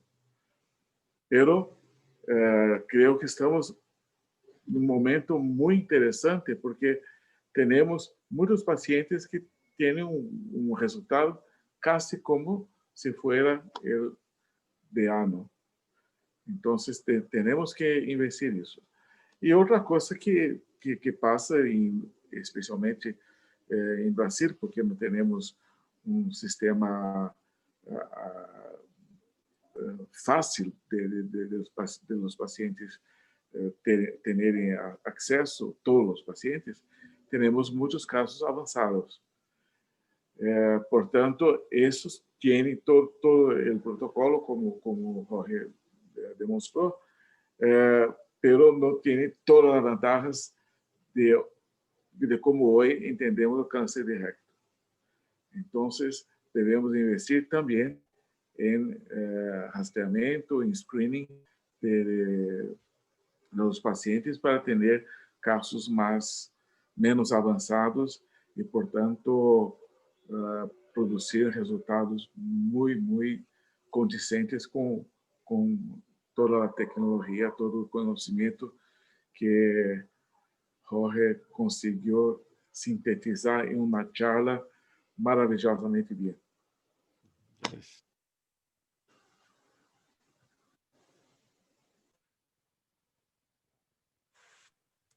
Alejandro, Jorge, la disección lateral, los ganglios laterales, lo hacen de rutina, la altura del tumor depende de si se hace o no se hace, la biología del tumor y qué hacen en un GIST. Ok. Entonces, la disección de los ganglios laterales es un concepto en que yo creo que expertos los japoneses, expertos los alemanes y nadie más. Nosotros estamos entrando. Yo tuve la oportunidad de tener un entrenamiento con el doctor Konishi y el doctor Rodrigo Pérez en un Lab Master que tal vez coincidimos con algunos de ustedes y nos dimos cuenta, esto fue hace 2 años, hace año y medio, ni siquiera hace tanto, como es un conocimiento que estamos entrando. La cuestión es la diferente. Presencia de ganglios laterales hoy en día en tercio inferior es enfermedad locorregional. Y para América esto es indicación de neoadyuvancia. La mayoría, si responden en neoadyuvancia y desaparecen, no van a tener vaciamiento. El tema es cuando después de haber dado la neoadyuvancia, el ganglio persiste mayor a 7 milímetros, que es el punto de corte en eje corto que se terminó en los estudios de Miranda Cluster. Antes era que 4, que hoy sabemos que es eje corto 7 es igual positivo. Nosotros, si hoy en día vemos ganglios obturatrices, ganglios en esa zona, ganglios laterales, es indicación de neoadyuvancia. La no respuesta a la neoadyuvancia sería indicación de decisión total del mesorrecto. Decisión total del mesorrecto más vaciamiento pélvico lateral unilateral, que eso son 3 horas de cirugía, aparte de lo que uno ya hizo. Entonces, creo que nosotros no hemos todavía ninguno entrado en la decisión pélvica lateral oficial y cuando llegan hay que saberlos hacer. Hay un concepto muy importante y es dónde es metastásico y dónde es locorregional. Y esto es un concepto de enfermedad local para tercio inferior, pero si las adenopatías están ilíaca interna, está ilíaca común, eso es considerado enfermedad sistémica. ¿Sí? Y eso es muy importante. ¿Hacia dónde? Si uno mira qué hace Japón, irradia muy poquito. Irradia así con ganglios laterales, los llevan a cirugía de entrada con contextura anatómica un poquito diferente, pero cuando Japón va a operar a Estados Unidos, opera a la paciente con obesidad igual y lo puede hacer. Ellos hacen menos neoadyuvancia que la cultura de nosotros de seguir en SCN nos ha llevado a hacer. Ese como primer punto. Entonces, las cosas son diferentes. Ese es un reto que tenemos que empezar a desarrollar porque en los que hacemos cirugía de recto nos van a llegar esos casos. Yo el reto lo pongo más duro. Hay que aprender a diagnosticarlos. Tiene que haber habido muchas lesiones laterales no vistas y por eso los números de recurrencia nuestros eventualmente son más altos, porque ese es un claro factor de recurrencia local. Lo que es la cosa. El tipo histológico, los tumores de mucina siempre son un problema y hacen tomar decisiones un poquito diferentes cuando la histología es tumores mucinosos. Contra el GIS es una enfermedad diferente, es una enfermedad local con un comportamiento desde muy benigno hasta muy maligno y que requiere por lo menos un vaciamiento regional que en el recto se llama la decisión del mesorrecto. Entonces un GIS se va a operar con ese tipo de condiciones. Es como un poquito lo que yo podría decir. ¿Hacia dónde creo que vamos nosotros? Hacia encontrar un poquito más de ganglios laterales positivos porque lo vamos a buscar más y para eso hay que entrenar al radiólogo. Eso es absolutamente fundamental y empezar a hacerlo. No es nunca, está la experticia del ginecólogo y la experticia del urólogo, porque esos son sus territorios de vaciamiento. En el cirujano colorectal es una nueva cirugía después de las 2 horas y media o 3 del total mesorrectal decisión. Sí, Entonces, completamente. es todo un reto. Y unilateral. Unilateral. No sé, doctor Alejandro, ¿qué quiera comentar? Sí, Alex. Bueno, en primer lugar, agradecer al doctor Cardoso por la invitación y felicitarte, Jorge, por la excelente presentación. La verdad fue muy extensa. Hay algunas cosas que coincido totalmente con vos en cuanto a la división del recto en superior e inferior. Ya Reisneto nos hablaba que los que tocábamos eran recto bajo y los que no tocábamos eran recto alto, y eso creo que es vital, y que nosotros tenemos que ya empezar nuestro manejo antes de que el paciente vaya a radioterapia, porque muchas veces nos llega después de la radioterapia y no conocemos el punto de partida de la enfermedad, y entonces es más difícil tomar decisiones. La encuesta que presentaste me pareció muy interesante y refleja, yo creo, la importancia del equipo multidisciplinario. Entonces, por ahí al cirujano le faltan algunos conceptos de radioterapia o de quimioterapia, al radiólogo, y donde todos podemos ir aprendiendo uno del otro. Y después de un tiempo ya todos vamos a saber de quimioterapia, radioterapia, de radiología. Cuando nos llega una resonancia informada por un radiólogo que no es experto o que no estuvo hecha bien, como contabas vos, la resonancia específica para recto, nos vamos a dar cuenta si el informe está bien hecho, si estamos viendo otra cosa, o si la resonancia nos sirve y tenemos que pedirle un nuevo estudio. El valor del margen circunferencial obviamente es vital. Y lo otro, que el cirujano tiene que ser el líder del equipo este multidisciplinario, por lo menos para cáncer de recto, porque al final de cuentas somos lo que vamos a tratar y en general vamos a operar a pacientes, o sea, somos los que más necesidad tenemos que ese comité esté bien formado. Todos estos pequeños cambios, como nos decía Alfonso recién, son pequeños cambios que, bueno, que al final nos llevan a tener un mejor resultado. Y estos son cambios que son detalles, ¿no? Ver los ganglios, ver el margen circunferencial, como decías vos, es 1 milímetro contra 2 milímetros, es casi nada en la resonancia, los ganglios laterales, que el radiólogo los busque, que nosotros, que el patólogo nos describa el mesorrecto. Creo que eso remarca la necesidad que el cáncer de recto se trate en centros de alto volumen y que se dediquen a cáncer de recto. Entonces, si a vos tu patólogo, y a nosotros nos pasó en el hospital, cuando surgió decisión total del mesorrecto, la calidad, todo, el patólogo nos informaba solo el margen distal libre y listo, y se acaba, y los ganglios.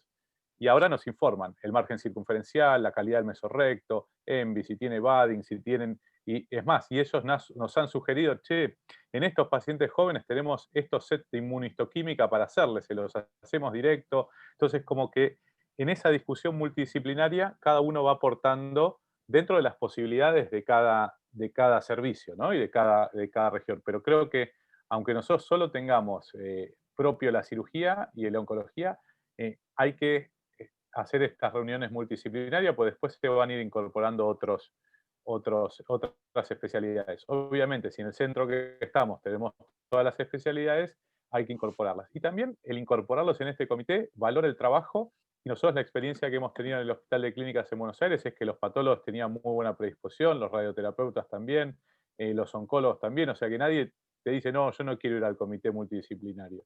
Porque además creo que sienten valorada su opinión, que de otra forma por ahí solo hacían un informe. Entonces, esto me parece que es lo más importante de los que estamos tratando cáncer de recto y los que van a empezar a tratar cáncer de recto. Después hay muchísimo para hablar, la verdad coincido en la mayoría de las conductas con vos. Por ahí no me convence tanto la resección local en un paciente que no tuvo una remisión completa. Entonces, en ese caso, nosotros somos más agresivos.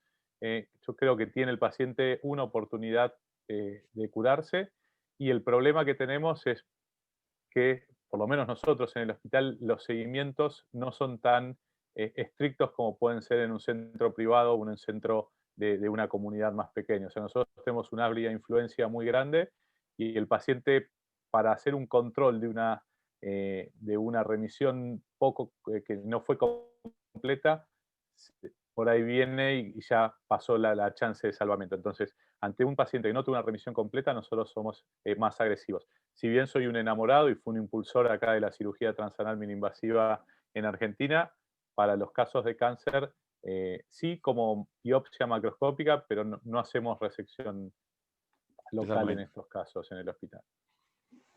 Pero Yo creo que nuevamente voy a te tomar felicito por la presentación. muchas gracias. Voy a tomar un escrito que hizo el doctor Latif. Estos son conceptos que hay que adaptarlos al cirujano, a su institución, a su medio, a su país, a su hospital, porque no necesariamente todo se puede hacer así y son bastante controvertibles muchas cosas, ¿de acuerdo? Muchas gracias por el comentario. Muy bien. Billy, doctor Jiménez, ¿qué opina al respecto? ¿Es el coloproctólogo quien debe de tomar el liderazgo del grupo?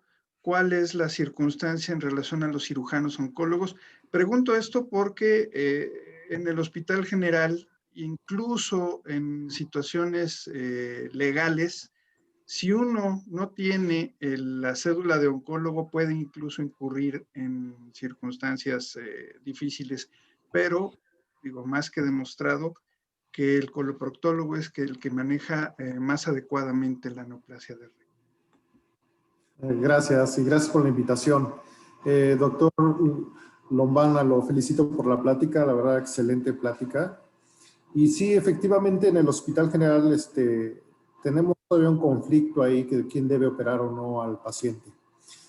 Derivado de este conflicto, lo que hicimos desde hace más de 4 años fue una clínica de cáncer de colon y recto, donde integramos tanto al cirujano oncólogo como al coloproctólogo. Y ahí hacemos sesiones para cada paciente y decidimos en conjunto el tratamiento que vamos a dar.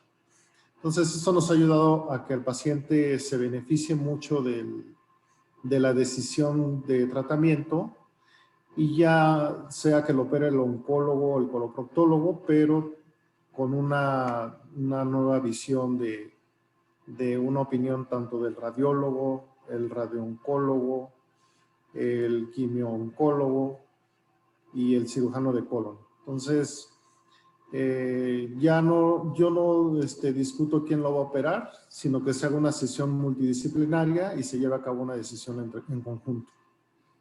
Sí, eso es lo que hacemos ahora en el hospital.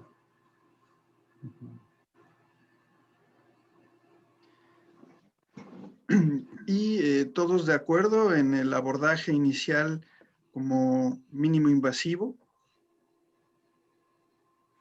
Bueno, yo creo que es individualizar a cada paciente. Estoy completamente de acuerdo que es primordial la resonancia magnética en estos pacientes. Antes de la adyuvancia y después de la adyuvancia, hacer resonancia magnética y así decidir el tratamiento. Ya si lo hacemos por mínima invasión o cirugía abierta, pues eso va a depender de la experiencia del cirujano.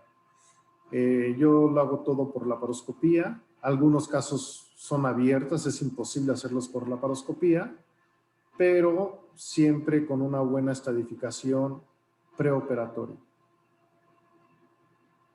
Okay.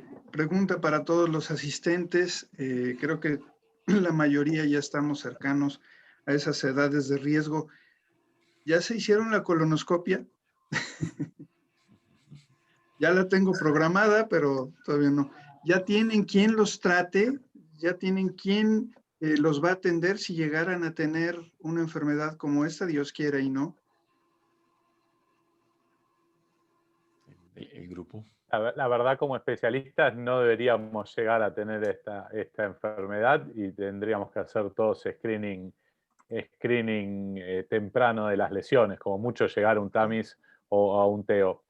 Yo ya me hice mi colonoscopía antes de la edad que está recomendada, si bien ya la pasé, pero la hice antes y por ahora venimos bien. Esperemos no necesitar. Igual, como vemos acá, tenemos muchos especialistas que nos podrían operar. Yo ya llevo 40, 45 y 50. Muy bien, genial. Pero yo tengo también colonoscopia. Sigo sin lesiones. Espero que todos nosotros hacemos las colonoscopias y que sean buenas. El próximo paso para la especialidad. Tenemos que tener las personas todas motivadas para someter a colonoscopia. Y escoger uno de nosotros para cirugía si necesario. Ok, bueno, ¿a qué quiero llegar? Es que en este momento, hoy, perfectamente, podría ir con el doctor Jiménez o agendar con alguno de ustedes, pero de aquí a 10 años, pues debemos de ver quién de nuestros alumnos es el que nos va a tratar a nosotros, a nuestros familiares. Entonces, en relación a la escuela, a cada escuela, ¿cuántos casos considera cada quien que son nuestra curva de aprendizaje? ¿Después de cuánto tiempo es necesario un entrenamiento extra? Jorge hizo 2 veces la especialidad, es fabuloso y está en continuo mejoramiento y actualización, ¿no? Entonces, ¿cómo puedo yo tener la seguridad de que la gente que estoy formando es confiable?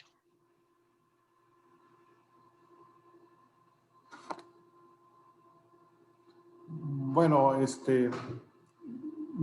afortunadamente nosotros tenemos la especialidad de coloproctología y en sí el cirujano coloproctólogo tiene una relación completa con cáncer de recto. Entonces, nosotros operamos como 6 pacientes a la semana de cáncer de recto. Los residentes de segundo año son los que hacen el procedimiento con la vigilancia de nosotros los médicos de base. Y yo creo que es fundamental que el residente lo haga. Obviamente cuidando la calidad del mesorrecto que ya se mencionó. El número de casos, la verdad, desconozco. Es difícil decir un número de casos para decir que ya puede operar. A veces terminamos la residencia y es cuando más aprendemos a operar cáncer de recto. Entonces, va a depender de la escuela, que tengamos todas las herramientas para una buena estadificación y al profesor que tenga experiencia en el manejo de cáncer. Sí, es muy importante que el residente también haga la cirugía para que se vaya entrenando en estas cirugías. Ok. Hay Alejandro, eres un profesor. tema muy interesante y es que como están saliendo nuevas técnicas, nuevas cirugías, nuevas complicaciones, nuevos problemas. Del punto de vista académico, ¿cuál es el número mágico? Depende. Cuando uno empieza con su profesor, el número que el profesor lleva. Entonces al principio eran 10, luego eran 20, luego eran 40, luego alguien dijo que el número mágico llamaba 30, que en la paroscopia después de 60 ya uno está listo. Después nos lo hicieron por escalera, primero un colon derecho, después un sigmoide, después una colectomía total y el recto de última, y las cosas han ido cambiando. Si uno mira lo que exigen las normatividades de otros países, es que un cirujano de recto activo es aquel que hace 20 casos año, ¿sí? Para poder certificarse en un board. Entonces ese es un número, obviamente en nuestros hospitales de combate son 4, somos igual 4 y 5 por semana de tumores de cáncer de colon y recto, pero no es una cirugía esporádica, ni secuencial, ni para de vez en cuando. Es un continuo entrenamiento y el día que uno para un buen tiempo por la razón que toque, se siente, uno como que siente que tiene que volver a tomar el ritmo de esta cirugía. Pero los números mágicos para los residentes es, yo creo que los que estamos como profesores universitarios y con la responsabilidad de la formación, hay que estar ahí con el cirujano. O sea, uno es el que está ahí con el cirujano, porque pues el fellow se forma es con tutor. Y nosotros todos hemos hecho estas cosas de forma tutorial. Tenemos una persona de mayor experiencia que nos ha soltado hasta que el tiempo pasa, nos envejecemos y el tutor se vuelve uno. Y ellos son, pero básicamente es una cirugía que no es de estar solos, es una cirugía que los números mágicos pueden ser 20, 30 o 50. Por ejemplo, con robot nos pasa, ahora ¿cuánto es la curva en robot? 25, 20. La industria le dice uno, con 25 usted ya hace el duro. Nosotros sabemos que uno necesita mucho recto para que le pasen muchas cosas y aún así puede tener una cirugía mañana completamente difícil de cáncer de recto. Entonces, esto que creo que es un continuo, es un aprendizaje que no para nunca. Y estas reuniones han servido mucho para eso, para retomar conceptos médicos, obviamente desde la virtualidad, pero ha sido un año que yo lo veo bastante interesante desde el punto de vista de academia para nuestros residentes. Ahora ya todos hablamos universalmente muchas de estas cosas que estoy seguro que hace 2 o 3 años no lo hablábamos. el año pasado simplemente, ¿no? Tener el Ahora todos contacto somos con expertos en todos. decisión mesocólica completa. Hace 2 años nadie hablaba de decisión mesocólica completa. Y ahorita a uno le dicen, sí, yo hago de 3 hace muchos años. No, nadie habla. Entonces, pero estamos muy en línea todos, en todos los países, lo que uno puede percibir y pues el conocimiento está ahí y hay que actuar conductas. Por ejemplo, para responder al doctor Alejandro, nosotros, el protocolo Wash and Wait nunca fue aceptado por nuestro grupo de oncología, pero como les digo, las respuestas completas las estamos viendo y los pacientes están haciéndolo. Entonces, no me dejo operar. Entonces se llama, pues, Wash and Wait, a la fuerza, pero los hay. Pero sí es algo que quería generar como la inquietud de que se nos van a venir cosas. Ya lo hacer un TEM o hacer un TME después de una casi respuesta completa tiene muchas variables y coincido con lo que escribieron en el chat. Eso hay que adaptarlo a muchas cosas y finalmente estamos en nuestros países donde el mundo ideal no es tan ideal. Es decir, la junta, para formar la junta de nosotros se ha requerido muchas cosas, pero en general la gente va a la junta la primera vez, la segunda vez y a la cuarta ya falta uno. Entonces hay que mirar mecanismos de que la junta sea una cosa dinámica y yo siempre tengo una pregunta, ¿cuántas veces vamos a presentar a un paciente en junta? Cuando lo veo por primera vez, cuando lo veo a la neoadyuvancia, cuando yo lo operé, cuando es el restadiaje después de la resonancia y con patología definitiva, o sea, 5 juntas para un paciente. Eso no lo hacen, nuestros compañeros de especialidades no van a todas. No. Entonces hay muchas decisiones, creo que lo dijo el doctor Alfonso o el doctor Alejandro, las toma uno en el camino. Y esa es la obligación de tener conocimiento de otros conceptos. Y probablemente la mejor junta va a ser cuando vamos a definir, por ejemplo, cosas como tipo neoadyuvancia. Podemos discutir esquema corto, largo, quimios de consolidación de una u otra. Y un segundo escenario bueno es, bueno, tenemos patología. ¿Vamos a hacer adyuvancia? ¿Basados en qué? Si yo tengo una respuesta patológica completa, requiere adyuvancia sí o no, o si tengo adenopatías residuales positivas después de no adyuvancia y operado, es indicación para mejorar esto, cuál es el impacto. Hay cosas que no sabemos. Estamos todos felices con el TNT, pero el TNT no muestra respuesta local, pero sobre vida global aún no ha salido el número. No, todavía no. Pero sale el otro año de pronto, pero aún no sabemos si esa terapéutica tiene impacto en sobrevida global, que en última es uno de los objetivos grandes de hacer cirugía. El grande de nosotros es recurrencia local, listo. Para esos, en eso hay números, pero en sobrevida global la historia no está escrita. Por ejemplo, nosotros tenemos una pelea técnica académica con oncología siempre y es cuál. Yo quiero TNT para buscar más respuesta completa y preservación de órgano, pero ellos quieren ultracorto más consolidación porque ese número sí existe de sobrevida global que está aumentado. ¿Sí? Que son el estudio rápido trial. Ahí está demostrado que ese esquema da más sobrevida, pero da menos respuesta completa. Esos números aún no están. Entonces, ya que estamos alineados, vienen 2 o 3 años bien interesantes donde sabremos si esto realmente va a ser así. Y de pronto volvemos y cambiamos. No sé. Pero es lo interesante. Yo creo que todas las cosas irán cambiar para mejor poco a poco. Y es el resultado de la globalización. Y tenemos las informaciones muy más rápidas y podemos considerar los datos de otros servicios más y considerarlos más fácilmente. Mas cada servicio tiene su trayectoria y, por lo tanto, una cultura local a partir de dados externos e de própria experiência do serviço. Então, o serviço cambia, amadurecendo e junto vão os residentes, junto vão irão os staffs mais jóvenes e todo se vai cambiar de forma muito coerente para producir buenos resultados. Entonces, si un servicio tiene como 400 o 500 casos de cáncer de recto en 2 o 3 años, seguramente todo el staff resulta aprendizado de estos casos, con la junta y todas las cosas que se puede discutir. Y no necesariamente tenemos un número de casos para cada uno que va a producir una calificación o no. Pero el servicio puede mostrar a los residentes, a los staff más jóvenes, un camino muy bueno y un aprovechamiento muy intenso por exposición a los casos y a las discusiones.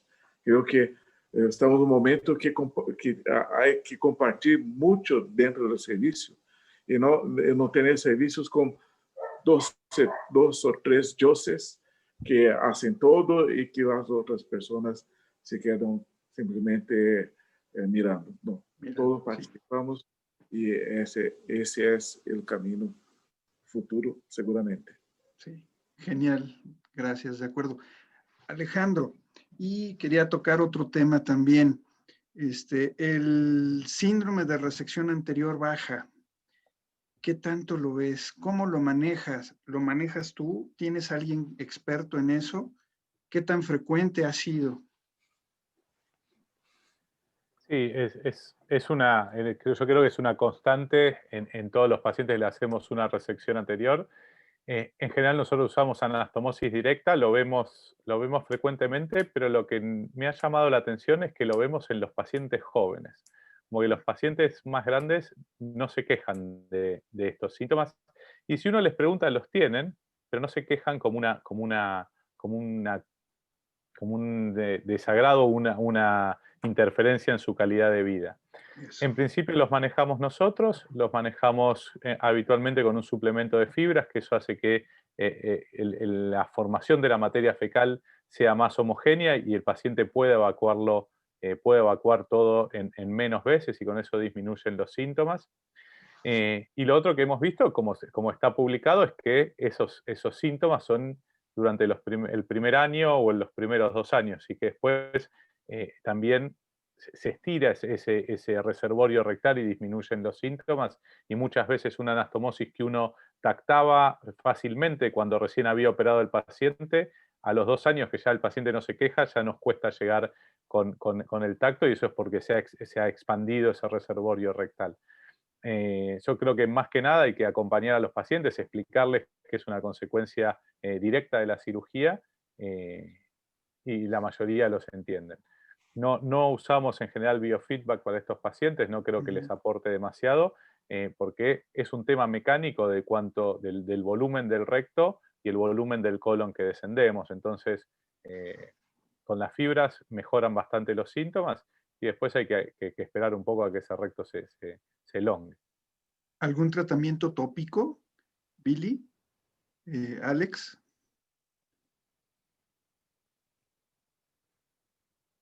Probióticos, mesalacina tópica. Sí, nosotros en el Hospital General tenemos un servicio de piso pélvico donde los pacientes que sí tenemos bastantes con síndrome de resección anterior baja, casi la mayoría lo hacen, les damos ahí el tratamiento con antidiarreicos, les modificamos la dieta, les hacemos inclusive estudios de electromiografía, de todo para ayudar a los pacientes. Y en forma local sí les damos cremas porque es muy común que lleguen con la piel quemada, irritada por los escapes. Entonces sí les mandamos tópicos para que proteja la piel. Es lo único que hacemos. Les damos también, ¿cómo se llama? Electroestimulación anal. A algunos sí les damos biofeedback para que aprendan a utilizar otra vez los esfínteres y eso nos ha ayudado mucho en estos pacientes que tienen el síndrome de resonancia anterior baja. De resección anterior baja. ¿Algún dermatólogo que les ayude? ¿Algún fisioterapeuta? ¿Ya es directo? Alejandro, ¿tienen alguien más o directo lo hacen ustedes? Sobre todo las quejas de síndrome de resección anterior baja que vemos tienen que ver con la frecuencia evacuatoria y con el volumen evacuatorio, no tanto con soiling, con manchado, con dermatitis. No tenemos un dermatólogo en el equipo, sí obviamente hay en el hospital, pero la verdad no requerimos demasiado su ayuda. Y como les decía antes, en los pacientes del hospital, que en general son ancianos por el tipo de población que atendemos, no es una queja extremadamente frecuente. Si bien uno lo interroga al paciente, tienen síndrome de resección anterior, pero los pacientes, por suerte, no se quejan. Distintos los pacientes que vemos en el medio privado, que son más jóvenes, más activos, y por ahí un paciente tiene que ir 4 o 5 veces al baño con deposiciones incompletas, está mucho más incómodo y le impactan en la calidad de vida. Pero de vuelta es más que nada la frecuencia y el volumen de la evacuación los que les molestan a nuestros pacientes y no tanto la dermatitis. Esto pasa en nuestro servicio también. Y tenemos un estudio de calidad de vida, Short Form 36, en que comparamos los pacientes con incisión baja, anastomosis baja, contra colostomía por amputación de recto y aquellos que tuvieron a resposta completa. Tivemos 3 grupos e comparamos, e a calidad de vida se queda mais cerca entre os 3 grupos, quanto mais viejo é o paciente e quanto mais tempo se passa desde o procedimento. Então, isto é uma coisa muito interessante, porque uma colostomia molesta bastante os pacientes e, com o passar do tempo, eles têm uma convergência de resultado de qualidade de vida entre esses 3 grupos. É muito interessante os dados. ¿Cuál es el paciente más joven que han operado? ¿Han operado algún adolescente o 13 años. niños? 13 años con cáncer de recto, hace unos 14 años. Y tengo otro de 21 años, tumores esporádicos, sin hablar de enfermedades cerebrofamiliares ni niños, no de 13 Esporádicos, sí. Niños no hemos tratado. Este año, durante la pandemia, tuve 4 pacientes de menos de 45 años. Una de ellas, que era alumna nuestra de cirugía, o sea, tenía 20 y pico de años y estaba con un cáncer de recto. Así que sí, creo que es algo que estamos viendo con mucho más frecuencia. Por eso tampoco hay que ser bastante laxo en indicar una colonoscopía en los pacientes jóvenes cuando vienen con proctorragia. Creo que cada vez lo estamos viendo más frecuente. Así es. Muy bien.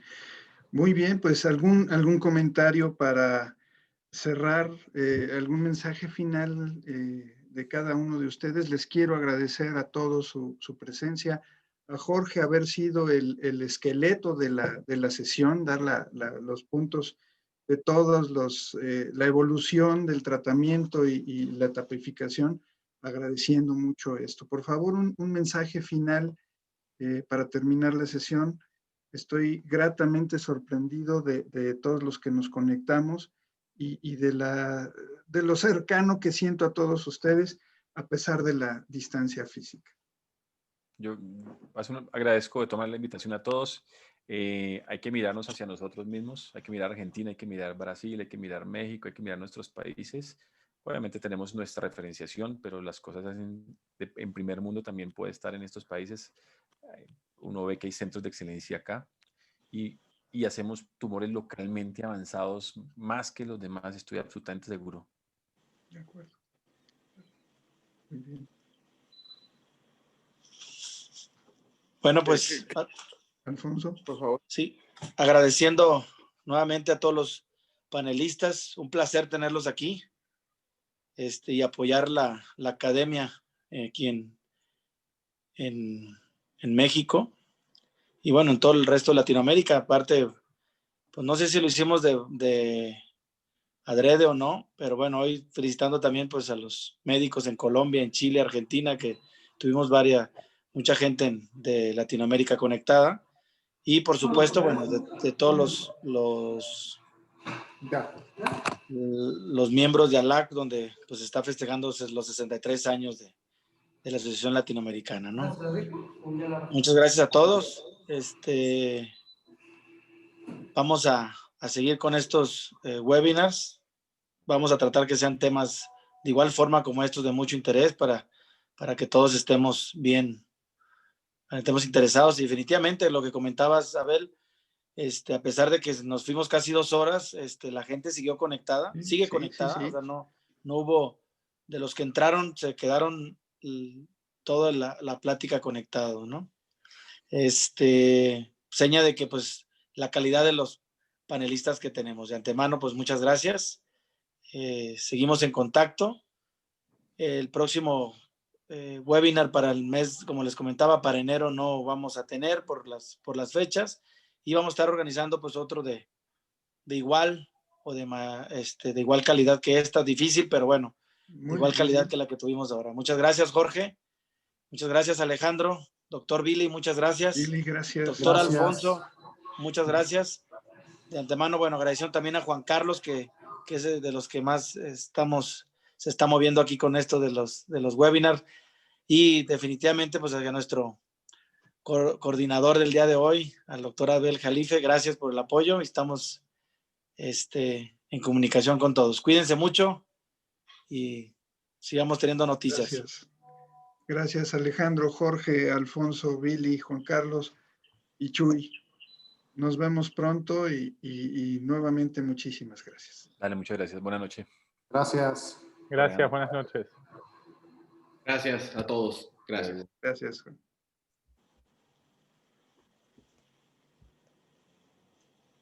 Gracias. Gracias, doctor Billy. Gracias, doctor Alfonso. Adiós. Gracias, doctor Cardoso. Muchas gracias. Chao.